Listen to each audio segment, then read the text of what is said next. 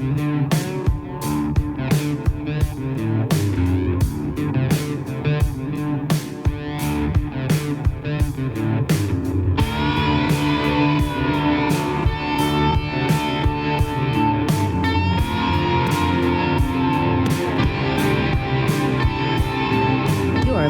to Kane and Randy on Scratch the Vinyl. Scratch the Vinyl. All right, everybody. Welcome back to Scratch the Vinyl. This is a special bonus episode.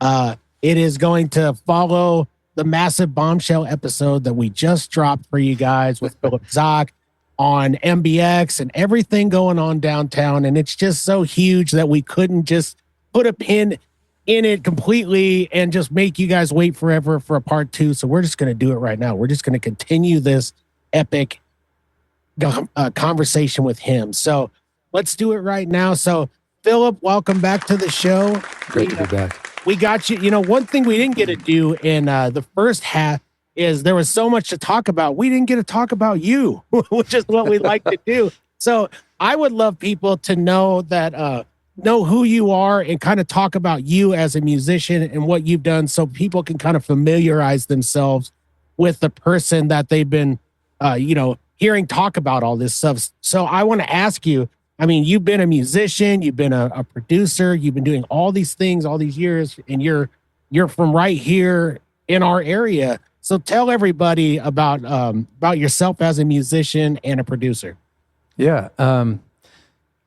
I started, my brothers and I started a band when I was in high school, and we played shows every possible opportunity we could get. We bought a little, actually somebody gave us a sound and lights, a little rig that we could put in a trailer, and so we could take any space, park, gymnasium, and make it into our little venue. And we played everywhere we could. I went to UNL, dropped out of art school to tour full time. And we started playing. I think because all 4 of us were completely committed to what we were doing, we all started booking. We'd make 200 or 300 phone calls in every city on the way to a show so that we could book, so we could route the tour. So we learned a lot about what not to do, what happens when your trailer axle breaks and you're still 6 hours from the gig, all that stuff. We lived on the road once we went full time, it was almost 10 years of touring. Our band was called Remedy Drive, and we signed a record deal with Warner Brothers Word Records and released our debut album after 7 records that we'd made ourselves.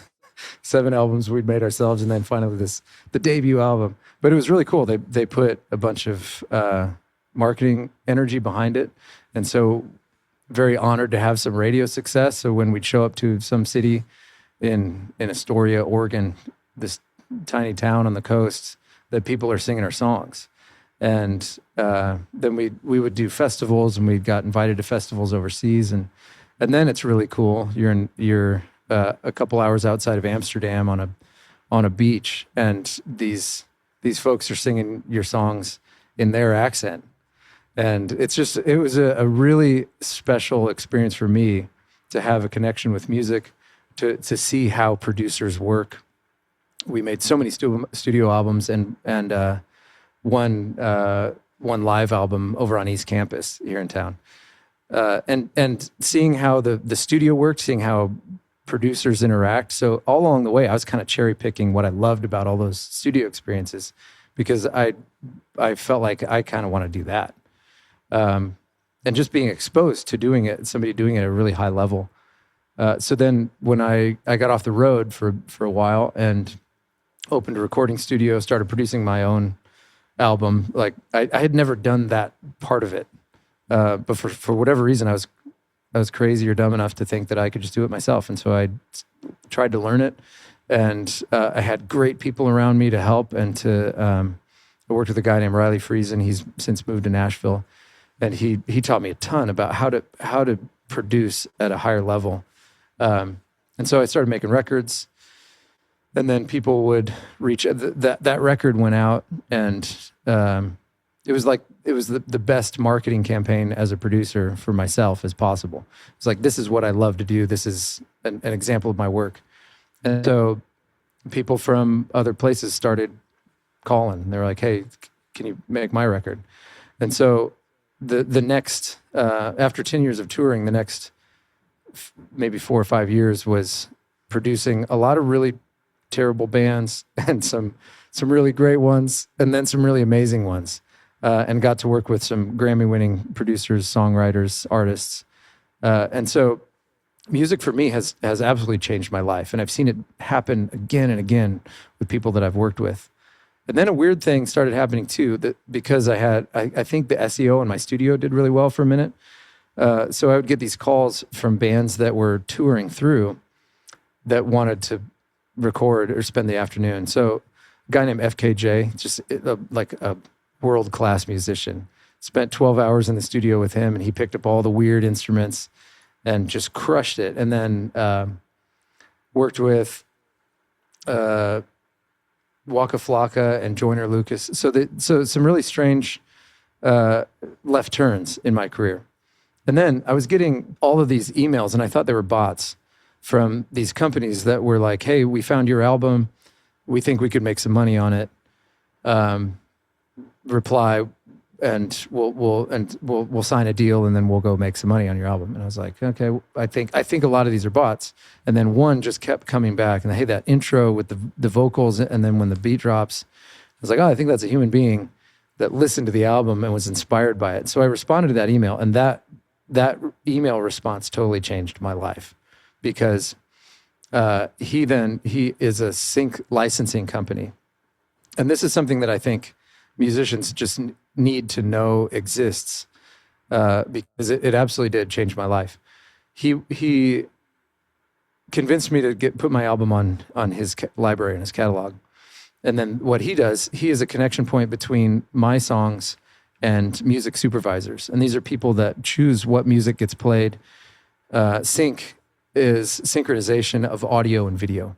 So if that's a YouTube clip, if that's a movie trailer, if that's a film, a commercial, online advertise, whatever it is, when video and audio are synced.